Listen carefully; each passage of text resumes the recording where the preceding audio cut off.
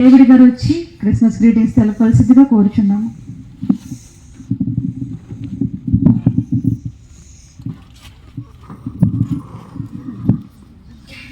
దేవునికి, దేవుని సేవకులకి, సేవకురాలకి, సంఘ విశ్వాసులందరికీ హృదయపూర్వకంగా చెల్లిస్తున్నాను. పట్నం నుండి నేడు రక్షకుడు మన కొరకు పుట్టి ఉన్నాడు.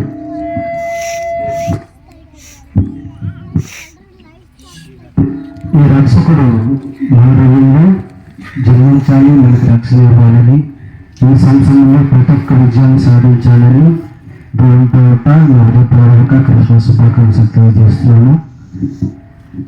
అంటే ఇప్పుడు ఏం చెప్పాలంటే,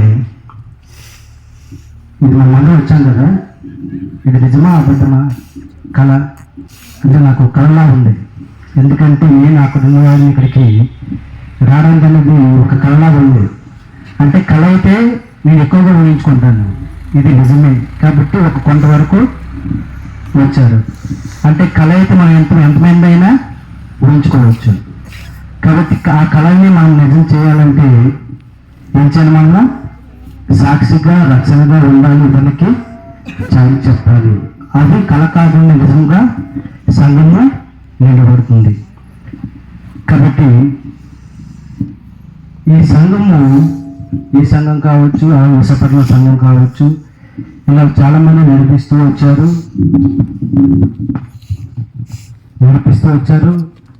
అలాగే నేను నాకు పూర్తిగా నేను ఆత్మీయంగా దేవుళ్ళు నడుస్తున్నాను అని నాకు అనిపిస్తున్న కాలం ఏంటంటే 6 సంవత్సరాలు 7 సంవత్సరాలు అని నేను అనుకుంటున్నాను.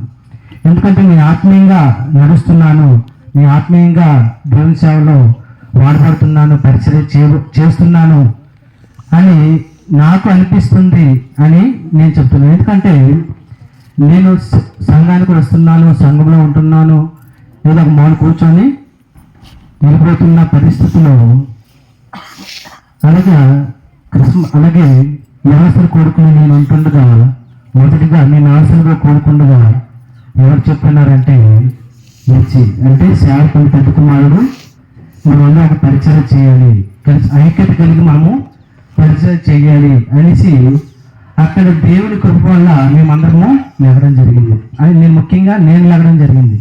అంటే నేను చెప్పగలనా, ఇలా నేను చేయగలనా అనేసి నేను అనుకుంటున్నాను.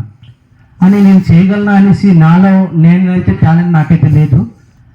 నా టాలెంట్ అయితే నేను ఎవరికైతే చూపించుకోలేదు, కానీ ఆ టాలెంట్ని గుర్తించింది ఎవరైనా ఉన్నారంటే అది దేవుడు, తర్వాత సేవకులు. ఎందుకంటే నేను ఇలా చేయగలను, ఇలా చేయగలను, ముందుకెళ్ళగలవు, ఇలా నువ్వు ఎడిటింగ్ చేయగలవు అనేసి అంటే నాకెప్పుడు తెలియదు, నా కుటుంబానికి తెలియదు. డేవిడ్ అంటే ఒక వేరేదిగా ఉంటాడు, నెమ్మదిగా ఉంటాడు, మాటలు ఎక్కడ వాడాలి అక్కడే మాట్లాడతాడు, వేరే విషయానికి వెళ్ళడు అనేసి మా కుటుంబానికి సంఘస్థులకు కూడా తెలుసని నేను అనుకుంటున్నాను. అంటే నేను నెమ్మదస్తుడిని, నేను ఎలా చేయగలను, ఎలా మాట్లాడగలను, ఎలా ప్రకటించగలను, ఎంతమందిని నేను ఎలా నడిపించగలను, ఒకరినైతే నడిపించలేను అనేసి దేవుడు సేవకుల ద్వారా సేవకులకి ఇచ్చిన జ్ఞానాన్ని బట్టి నాలో ఉన్న టాలెంట్ని గుర్తించి, అంటే నాకు ఒక సపోర్ట్ కావాలనేసి సాల్మాన్ సపోర్ట్ ఇచ్చి మీరు దేవుని సేవలో ముందుకి వెళ్ళండి. ఏదైనా ఒకవేళ మా ద్వారా ఏదైనా ఐక్యత లేనప్పుడు, మాట ఏదో పెరిగినప్పుడు దేవుని సేవకుల ద్వారా వాక్యం ద్వారా మేము కంట్రోల్ చేసుకుంటూ మాలో ఏమైనా వచ్చిందనుకో, ఆయనకి ఫోన్ ఎలా వెళ్తుందో తెలియదు, కానీ ఆ ఫోన్ మాకు వస్తుంది, అక్కడ సరిదిద్దుకుంటాం. అంటే మనసు మనకి కావాలని చెప్తున్నాం. ఎందుకంటే మేము ఏదో చేసి మేము టాలెంట్ కదా, మేము ఏదో చేసేస్తాము, సంఘాలు నడిపించేస్తాము, పాటలు పాడేస్తాము అని మేము అనుకుంటున్న సమయంలో దేవుని సేవకులు అది ఎందుకు, అది తెలుసు మనం ఏంటో, మన స్థితి ఏంటో, మనం ఎక్కడి నుండి వచ్చాము, ఎక్కడ దారి తప్పిపోతాము. అంటే మనము ఆరాధిస్తాం, ఎన్నెన్నో చేసేస్తాము, అది ఆత్మీయంగా చేస్తున్నామా లేదా, ఆత్మీయంగా నడిపిస్తున్నామా లేదా అనేసి. అంటే మనకంటే ముందుగా ఆయన దేవుళ్ళు ఉన్నారు, దేవుళ్ళ సేవలు ఉన్నారు, అనుభవం ఉన్న వ్యక్తులు సేవకులుగా ఉన్నారు కాబట్టి ఆయనగా అనుభవం ఉంది కాబట్టి మనం చెప్తున్నారు కాబట్టి మనము ముందుకు సాగాలని చెప్తున్నాను. కాబట్టి ఆయన ఎందుకు చెప్తున్నారంటే మొదటిగా 4 విషయాలు చెప్తానండి. 4 చిన్న చిన్న విషయాలే. ఇప్పుడు సర్వోన్నతమైన స్థలములలో ఏంటి దేవుడు ఏం చేశాడు? సువర్తమానము పంపించాడు. సువర్తమానం అంటే ఇంగ్లీష్లో ఏంటి? Good news. న్యూస్ అంటే అక్షరాలు ఎన్ని? 4 అక్షరాలు. మొదటిగా ఎన్ ఏంటి? ఈ అంటే ఈస్ట్, డబ్ల్యూ అంటే వెస్ట్, ఎస్ అంటే సౌత్. తెలిసిందే. అంటే ఈ 4 దిక్కులు ఎలాగైతే ఈ సువార్తమానం అందిందో అలాగే మేము కూడా ఈ సువార్తమానము అందించాలని ప్రతి వారం నేను కానీ, సాల్మన్ కానీ, అలాగే జోసఫ్ కానీ, అంటే సేవకులు రావచ్చు ప్రతి వారము. వాళ్ళకి ఎందుకు ఇవ్వాలి, వాళ్ళకి ఎందుకు పంపించాలి, నేను వస్తే సరిపోతుంది కదా అని అనుకోవచ్చు. ఎందుకు? మేము కూడా ముందుకు ఉండి నడిపించాలి, వీళ్ళు కూడా ఎదగాలి, వీళ్ళు కూడా మంచి స్థితిలో ఉండాలి, వీళ్ళు కూడా ఒక ఐక్య స్థితిలో ఉండాలి, అందరూ కలిసిమెలిసి ఉండాలి, వీళ్ళు మా ఫ్యామిలీ, నా ఫ్యామిలీని అయితే నేను చేయగలనా, నా కుమారుని అయితే నేను చేయగలనా అని ఆయన ఆలోచించి మమ్మల్ని ముందుకు పంపిస్తూ, ముఖ్యంగా నన్ను ముందుకు పంపిస్తూ, ఏదైనా సరే ముందుగా నాకు ఫోన్ చేస్తారు, అలాగే సెలవులు ఫోన్ చేస్తారు, ముగ్గురుగా కలిసి కోరుకొని మంచిగా చేయండి, దేవునికి నయనకరంగా చేయండి, మీరుగా ఆలోచించి చేయకండి, అన్ని కలిసి ఆలోచించి మీరు చేయండి అనేసి ఆయన ఎంతగానో మాకు ఏం చేస్తున్నారు? ప్రోత్సహిస్తున్నారు. ఆ ప్రోత్సాహం ఇంతవరకు నన్ను నడిపించింది. నేనేంటో నా కుటుంబాన్ని కూడా తెలిసింది. నేను ఇంతవరకు నాకైతే మాట్లాడటము చేత కాదు. ఎందుకంటే నేనైతే ఎక్కువగా ఎవరితో మాట్లాడలేదు. డ్యూటీకి వెళ్ళామా, వచ్చామా, తిన్నామా, పడుకున్నామా, తెల్లరింగా చర్చికి వెళ్ళామా, వచ్చామా, అంతే నా డ్యూటీ.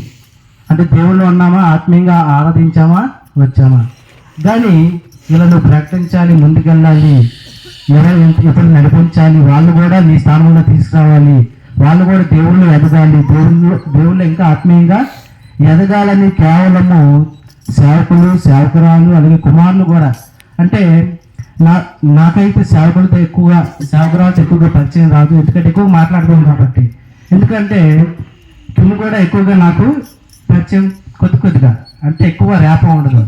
నాకు తెలిసి నిచ్చి సేవకులు, వీళ్ళతో ఎక్కువ నాకు ఈ మధ్య లిచ్చితో కొద్దిగా, అంటే సేవకులు ఎక్కువ మాట్లాడతారు, అలాగే లిచ్చి ఎక్కువగా మాట్లాడారు. ఎందుకంటే అంటే నాకు మనసుకు దగ్గరగా ఉన్న వ్యక్తులు ఎవరైనా ఉన్నారంటే మా అమ్మ, నాన్న, తర్వాత సేవకులు, తర్వాత ఎవరు లిచ్చి, తర్వాత సేవకులు ఎవరు.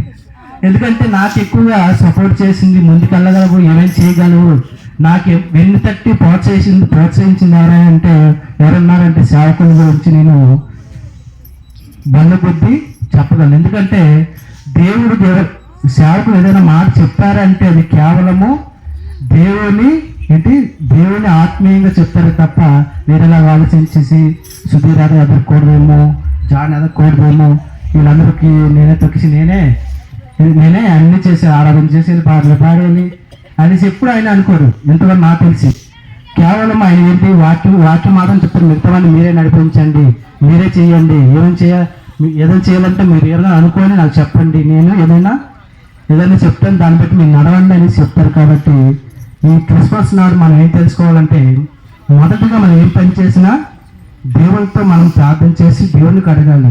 తర్వాత ఏమైనా ఇలా చేస్తున్నాం అని దేవుడి సేవకులు చెప్పాలి, సేవకులు చెప్పాలి. అలా చెప్పినప్పుడు వాళ్ళొక అనుభవం కలిగిన వ్యక్తులు కాబట్టి చెప్తారు ఒక మాట. ఆ మాట ద్వారా మన సంఘాన్ని ఇంకా ముందుకి సాగించగలం. కాబట్టి ఈ నలుగురితో కాకుండా, ఈ 10 మందితో కాకుండా ఇంకా ముందుకు సాగాలంటే మనం కూడా నలుదిక్కులు ఏం చేయాలి? సువార్త ప్రకటించేలాగా మనం కూడా ఒక మాట, సువార్త అంటే బయలుపెట్టి మనము ప్రకటించవలసిన లేదు. మనం మంచిగా ఉంటూ, మనం ఆదరి చూపిస్తూ, మన మంచి మాటలతో మనం చూపించే మంచి మార్గాన్ని మనం చెప్తే చాలు సువార్త అని. కాబట్టి ఈ విషయాన్ని గమనించి మళ్ళీ ఒక్కసారి ఈ క్రిస్మస్ శుభాకాంక్షలు తెలియజేస్తూ, ఏమైనా మీ మాటలు ఏమైనా తప్పు ఉంటే మన్నిస్తారని